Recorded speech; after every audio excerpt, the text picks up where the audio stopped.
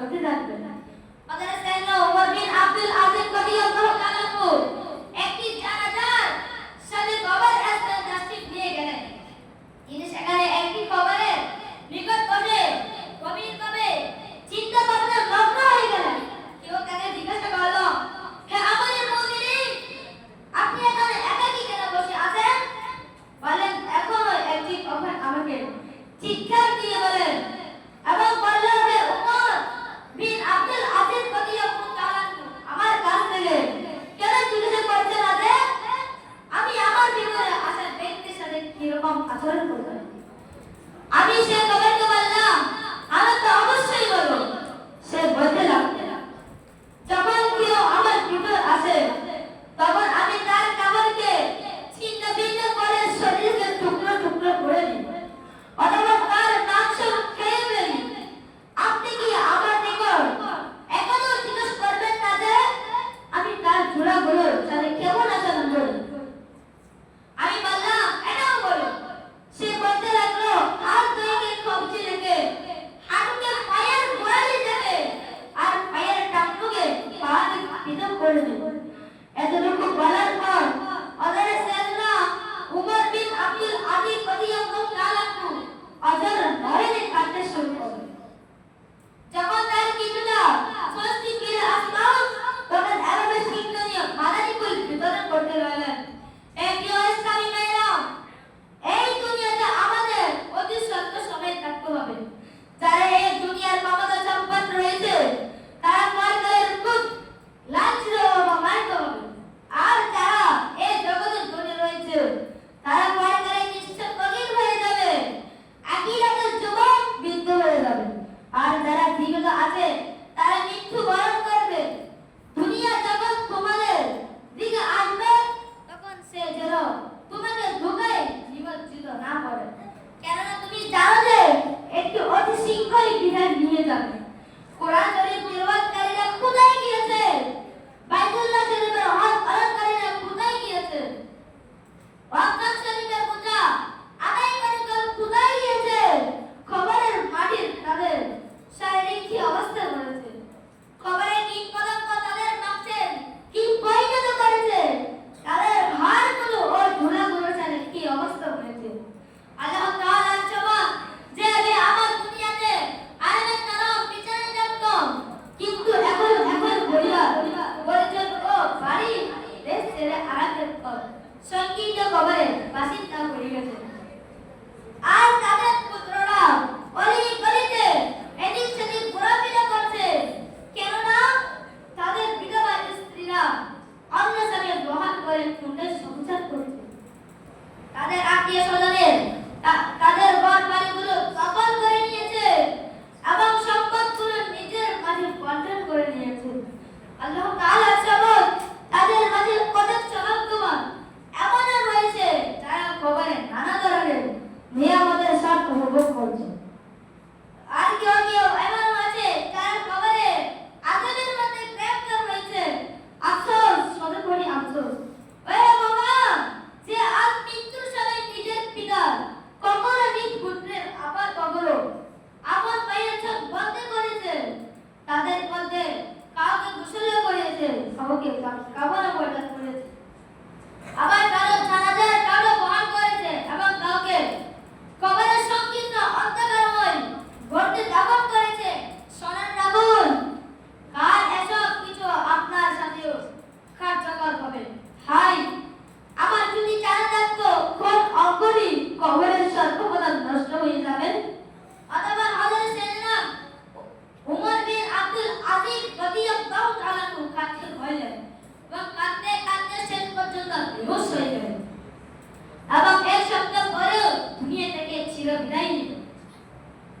প্রিয় ইসলামী ভাইরা, হযরত সাইয়েদনা উমর বিন আব্দুল আজিজ রাদিয়াল্লাহু তাআলা এক হৃদয় পিতার পরিণতিতে বিবেকজ্ঞানদের জন্য উৎকৃষ্ট শিক্ষণীয় উপদেশ রয়েছে। আজকে কিন্তু আয়াতটি কোরআন শুনুন। জামাল হুজ্জাতুল ইসলাম হযরত সাইয়েদনা ইমাম মুহাম্মদ বিন মুহাম্মদ গাযযালী রাহমাতুল্লাহ তাআলা আলাইহি ইয়াকুল উলামে গ্রন্থে বর্ণনা করেন, মৃত্যুর সময় কেউ খলিফা আব্দুল মালিক বিন মারওয়ান থেকে জিজ্ঞাসা করলো, এ সময় আপনি নিজেকে কেমন পাচ্ছেন? তিনি উত্তর দিলেন, হুবহু ওইরূপ যেমনটি কোরআন মাজিদের ৭ নম্বর পারা সূরাতুল আনআম এর ৯৪ নং আয়াতে আল্লাহ তাআলা ইরশাদ করেছেন, যা কাজের ঈমান দেওয়ার এবং নিশ্চয়ই তোমরা নিকট একাই আসতে যাবে, আমি তোমাদেরকে একই সৃষ্টি করেছিলাম এবং যে ধন সম্পদ আমি তোমাদেরকে দান করেছি অবশ্যই তার পিছনে থেকে করে আসবে। হুজ্জাতুল ইসলাম ইমাম মুহাম্মদ বিন গাজ্জালি রাহমাতুল্লাহ তাআলা আলাইহি ইয়াহইয়াউল উলুম গ্রন্থের বর্ণনা করেন, প্রসিদ্ধ আব্বাসী খলিফা হারুনুর রশিদ রাহমাতুল্লাহ তাআলা আলাইহি এর যখন শেষ মৃত্যুর সময় গড়িয়ে এলো, তখন নিজের শরীর কাপড়কে বারবার উল্টো পাল্টো করে দুঃখ দিতে দেখে বলেন, এবং বিহস্কামী বেলা বাস্তব কথা এই যে এই দুনিয়াতে এসে আমরা কঠিন পরীক্ষায় জড়িয়ে পড়েছি। আমাদের আগমনের উদ্দেশ্যে অন্যরকম ছিল এবং আমরা হয়তো তার বিপরীত অনেক কিছু বুঝতে শুরু করেছি। আমাদের জীবনে যেমন ধরেন এই কথা প্রমাণ করেছে যে আল্লাহ তাআলা ছাড়া আমাদেরকে কখনো মৃত্যু বরণ করতে হবে না। মনে রাখবেন, আমরা এখানে স্থায়ীভাবে থাকতে পারবো না। এই দুনিয়াতে আসার উদ্দেশ্য শুধুমাত্র সম্পদ উপার্জন করা বা দুনিয়া বিজ্ঞান ও বিজ্ঞানের বিষয়ে ডিগ্রি অর্জন করা, শুধু দুনিয়ার উন্নতি অর্জন করা নয়। আল্লাহ তাআলা মানুষকে তার ইবাদতের জন্য সৃষ্টি করেছেন। যদি সে নিজের জীবনের উদ্দেশ্য পূরণ করার কাজে সফলতা অর্জন না করে এবং কিয়ামতের দিন গুনাহের পাহাড় নিয়ে পরাক্রমশালী আল্লাহ তাআলার দরবারে উপস্থিত হয়, তখন আল্লাহ তাআলার অসন্তুষ্টি অবশ্যই তার দুনিয়ায় অগণিত সম্পদও থাকে। আমার প্রতিপালককে গজব ও শাস্তি থেকে রক্ষা করতে পারবে না। দুনিয়াতে জ্ঞান ও বিজ্ঞান কারখানা, হাতিয়ার, দুনিয়ার উচ্চ মর্যাদা, বস্তি, দুনিয়ার আরাম আয়েশ, সুনাম, শক্তি, দুনিয়ার সম্মান আল্লাহ তাআলার দরবারে কিন্তু কার্য করতে পারবে না। নেতৃত্বের নেশায় পাগল হয়ে একে অপরের দুষ্কৃতি প্রকাশকারীরা, সন্ত্রাসী, কর্মকাণ্ড উদ্যোক্তাকারীরা আর মুসলমানদের হক সমূহ নষ্টকারীদের জন্য চিন্তার বিষয় যে যদি গুনাহের কারণে আল্লাহ তাআলা নারাজ হয়ে যায় আর তার প্রিয় হাবিব সাল্লাল্লাহু তাআলা আলাইহি ওয়াসাল্লাম অসন্তুষ্ট হয়ে যায় এবং ঈমান ও নষ্ট হয়ে যায়, তাহলে ওই সকল কঠিন বিপদ সমূহ তার নিকট উপস্থিত হবে, তা কখনো সমাধান করা হবে। আল্লাহ তাআলা ৩০ পারা সূরাতুল মুজাদালাতে ইরশাদ করেন, যা কাজের ঈমান বরবাদ। এক নম্বর ধ্বংস ওই ব্যক্তি জন্য যে লোকের সম্মুখে বদনামি করে এবং অবসরে পাপাচার করে। ২ নম্বর যে ব্যক্তি সম্পদ সঞ্চয় করেছে এবং সুদে রেখেছে। ৩ নম্বর সে কি একথা বুঝে নিয়েছে যে তার সম্পদ করে তাকে এই দুনিয়াতে চিরস্থায়ী করে রাখবে।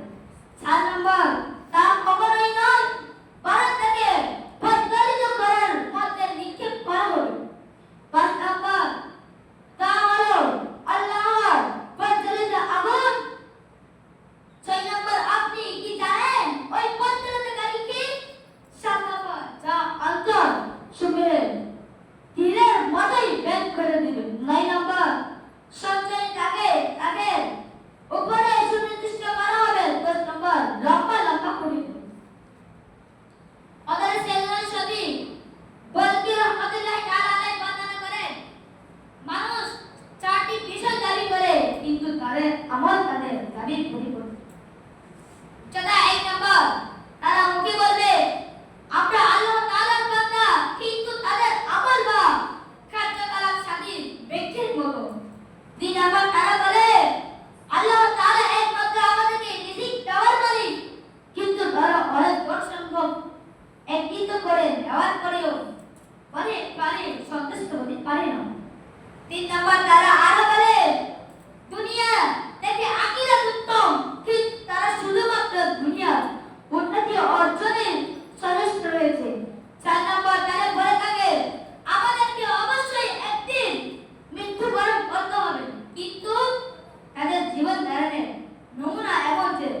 কবর তাদেরকে ভরতে হবে।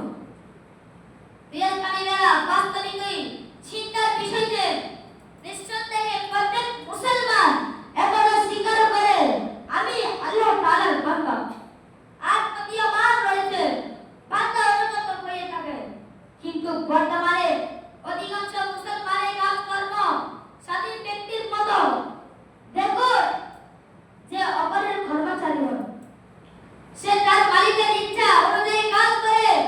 নিঃসন্দেহে আল্লাহ তাআলার বান্দা আর তার দেওয়ার জিগয় কাছি। কিন্তু আফসোসের বিষয় আমাদের কাজ পরিপূর্ণ কামিল বান্দাদের মতোই নয়। তার হুকুম আছে নামাজ পড়ো, কিন্তু আমরা তাকে অলসতা করি। রমজানের রোজা পালনের হুকুম রয়েছে, কিন্তু আমরা একটা অংশ তা পালন করি না। এভাবে আল্লাহ তাআলার অন্যান্য আদেশ পালনে আমাদের অনেক অলসতা রয়েছে। নিঃসন্দেহে আল্লাহ তাআলা রিজিকের জিম্মাদার, কিন্তু তারপরে রিজিক অর্জনের ধরনের খুব আশ্চর্যজনক। আল্লাহ তাআলা রাজ্জাক, রিজিক দাতা, মেনে এবং রিজিক দাতা হিসেবে স্বীকার করার পরও জানি না কি মানুষেরা সুদের লেনদেন করে, সুদের ঋণ নিয়ে ফ্যাক্টরি চালায় এবং ঘর বাড়ি নির্মাণ করে। যখন আল্লাহ তাআলাকে রিজিক দাতা হিসেবে স্বীকার করে নিয়েছেন, তখন কোন বিষয়টি ঘুষ নেওয়ার জন্য বাধ্য করেছে, কি কারণে এটা তারপর ধোঁকাবাজি করে বিক্রি করা হচ্ছে? কেন চুরি ডাকাতি ও লুটতরাজের ধারাবাহিকতা বজায় রয়েছে? রিজিকের এই হারাম পন্থাগুলো শেষ পর্যন্ত কেন আপন করে রেখেছে? নিঃসন্দেহে এই কাল থেকে পরকাল অধিক উত্তম একথা দাবি করার পরেও সর্বোপরি আফসোস, আমাদের কর্মকাণ্ড হচ্ছে শুধুমাত্র দুনিয়া উত্তম ও উজ্জ্বল করা, কেবল দুনিয়ার সম্পাদন সৈকত করার কাজে ব্যস্ত রয়েছি। অধিকাংশ মানুষ দুনিয়ার সম্পদের জীবন দেখা যাচ্ছে এবং তাদের জীবন ধারণের অবস্থা থেকে বোঝা হচ্ছে দুনিয়া থেকে কখনো বিদায় নেবে না। নিঃসন্দেহে আমাদেরকে একদিন অবশ্যই মরতে হবে, একথা স্বীকার করার পরে আফসোস, সর্বোপরি আফসোস। জীবন যাপনে ধরেন এরকম যেন কখনো মরতেই হবে না। দেখুন না, হযরত সাইয়েদনা হাসান বসরি রাহমাতুল্লাহ তাআলা আলাইহি আমাদেরকে অবশ্যই একদিন মরতে হবে। এই নবীর বাস্তব প্রতিচ্ছবি ছিলেন। তার জীবন যাপনের অবস্থা এই ছিল, সর্বদা এমন ভাবে ভীত থাকতেন যেন তাকে মৃত্যু সংবাদ শুনিয়ে দেওয়া হয়েছে। তাকে বর্তমান গ্রেফতারি পরোয়ানা করা হয়, অথচ এই অর্ধেক প্রত্যেকের জন্য গ্রেফতারি পরোয়ানা জারি হয়ে গেল। কারণ যেই জন্ম লাভ করেছে তাকে অবশ্যই মৃত্যুবরণ করতে হবে। প্রত্যেক পারি সৃষ্টি হওয়ার পূর্বে যেন চূড়ান্ত তালিকায় এসেছে, অর্থাৎ জন্ম লাভ করার পূর্বে তার রিজিক বয়স নির্ধারিত হয়ে গেছে, বরং তার তখন আমার একখানা বিদ্যাত হয়ে গেছে। মায়ের পেটে মানুষের বিধির নমুনা তৈরির জন্য ফেরেশতার জমিনে সেই অংশ থেকে মাটি সংগ্রহ করে, যেখানে ওই বান্দা জীবন অতিবাহিত করার পর মৃত্যুবরণ করে আপন করে। শুনুন শুনুন, বান্দা নিজের নির্ধারিত রিজিক গ্রহণ করে জীবন অতিবাহিত করার পরও মানুষ কাঁধের উপর খাটের মধ্যে আরোহণ করে যখন কবর স্থানের দিকে নিয়ে যাওয়া হবে, তখন কি বলেন?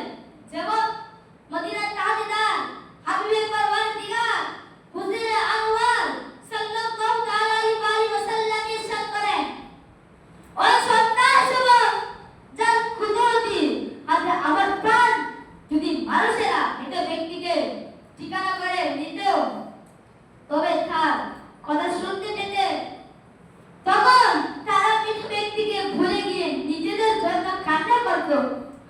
আর যখন মৃত ব্যক্তিকে কাঁধের উপর রেখে ওঠানো হয়, তখন তার মুখ নড়াচড়া করে কাঁধের উপর বসে আহ্বান করতে লাগে, এ আমার পরিবার পরিজন, দুনিয়া তোমাদের সাথে যেন এমন ভাবে না গেলে যেমন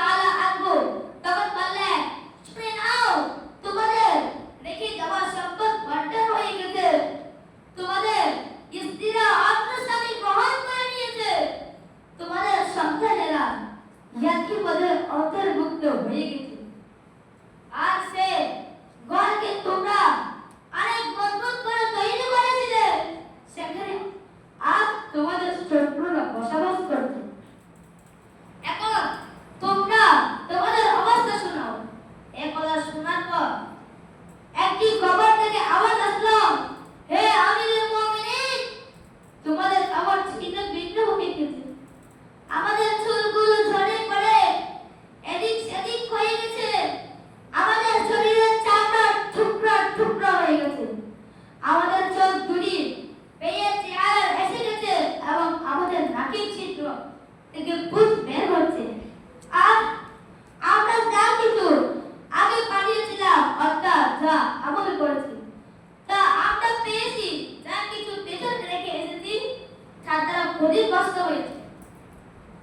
প্রিয় স্বামী মেয়েরা, মৃত্যুর পরে কি খেয়ে রেখে যাচ্ছি তার উপর মানুষের গভীর চিন্তা করা উচিত।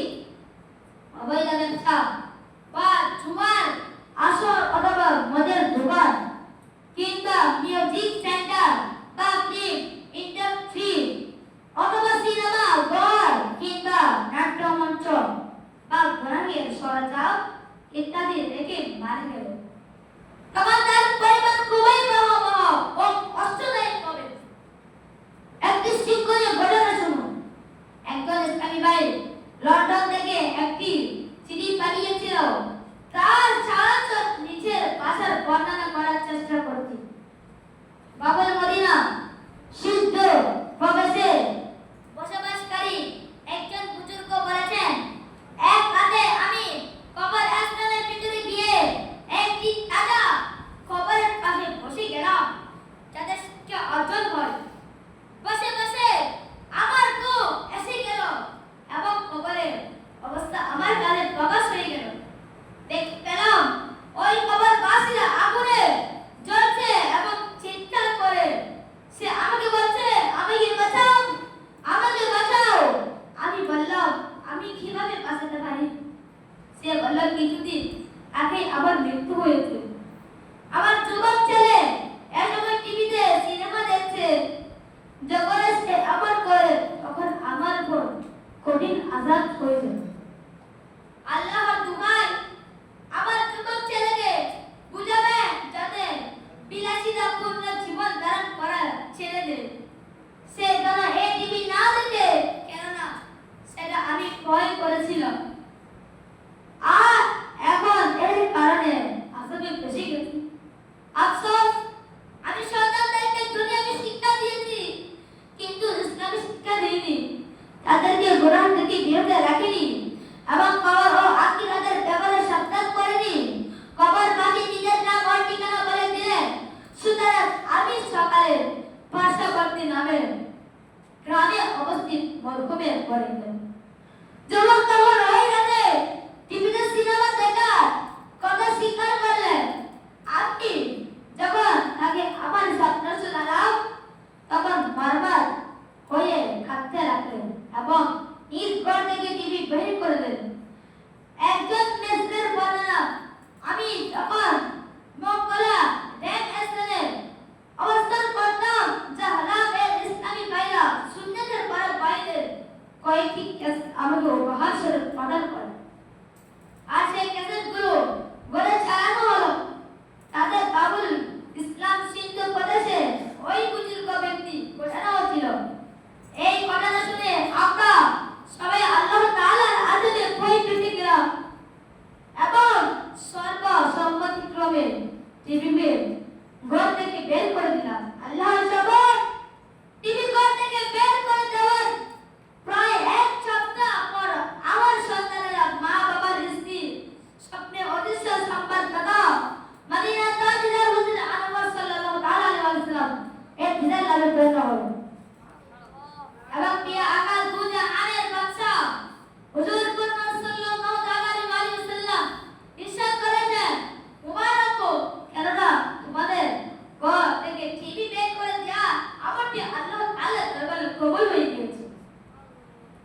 ইসলামী মেয়েরা, এবার দেখো কোন সুভাগ্যবান এমন হয়েছে যে নিজের ঘর থেকে টিভি বের করে বা শুধুমাত্র এতে মাদানী চ্যানেলের জন্য নির্দিষ্ট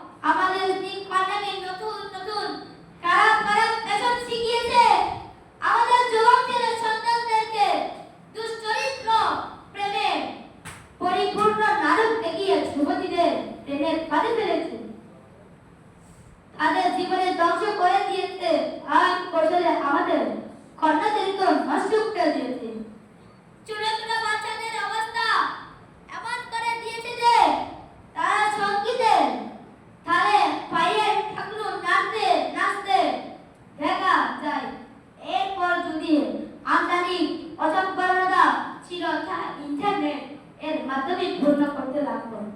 মুসলমান দেশকে অতল গভীরে তলিয়ে যাচ্ছে। ইসলামের শত্রুদের শক্তি ও পর্যায়ে সঞ্চারীয়ভাবে পিছনে পড়ে গেছে এবং তারা মুসলমানদের এত বেশি বিরাজিত করলো ও খবর প্রেমিক এ আপস্ত করে দিয়েছে যে আল্লাহ তাআলার পানা। এখন মুসলমানেরা অমুসলিমদের পূর্ণরূপে মুখাপিক্ষু হয়ে গিয়েছে। অথচ এমন একটি সময় ছিল শুধুমাত্র ৩১৩ জন মুসলমান বদর ময়দানে এসে দুষ্ট কাফিরদের ১,০০০ সৈন্যকে লাঞ্ছিতভাবে পরাজিত করেছিল এবং তাদের শান এমন ছিল যে প্রিয় সাহাবীরা নিজের গুনাহ থেকে সত্যিকার তাওবা করুন এবং এটিকে অস্বীকার করুন। আগামীতে গুনাহ থেকে বেশি সংঘাত করব, বিজয়ী তাওবা করার দিকে ধাবিত হওয়ার জন্য আসুন কয়েকটি গুনাহের শাস্তি শ্রবণ করি। জাহান্নামের গাই নামক একটি ভয়ানক উপত্যকা রয়েছে, যার উত্তপ্তা থেকে জাহান্নামের অন্যান্য উপত্যকার আশ্রয় চায়। এই উপত্যকা ব্যভিচার, মদ্যপানকারী, সুদখোর, মিথ্যা সাক্ষীদাতা, মাতা-পিতার অবাধ্য ও বেনামাজিদের জন্য রয়েছে। অতএব সাইয়েদনা আবু হুরায়রা রাদিয়াল্লাহু তাআলা থেকে বর্ণিত মদিনার তাজদার হুজুর আনওয়ার সাল্লাল্লাহু তাআলা আলাইহি ওয়াসাল্লাম ইরশাদ করেছেন, যাকে আল্লাহ তাআলা সম্পদ দান করেছেন এবং সে ওই সম্পদের যাকাত প্রদান করলো না, কিয়ামতের দিন তার সম্পর্কে একটি টাকওয়ালা সাপের আকৃতিতে পরিণত করা হবে। আর ওই সাপটি দুইটি জিরো থাকবে, যা তার মারাত্মক বিষাক্ত হবারই নমুনা, এবং সে সাপটিকে ওই ব্যক্তির গলার হার বানিয়ে দেওয়া হবে, যেটার নিচে চুয়ান দিয়ে ওই ব্যক্তিকে দর্শন করতে থাকবে আর বলবে, আমি হচ্ছি তোমার সম্পদ, তোমার ঘর বান্ধব। মদ পানকারীর কান লাগিয়ে শুনুন এবং থর থর করে কেঁপে উঠুন।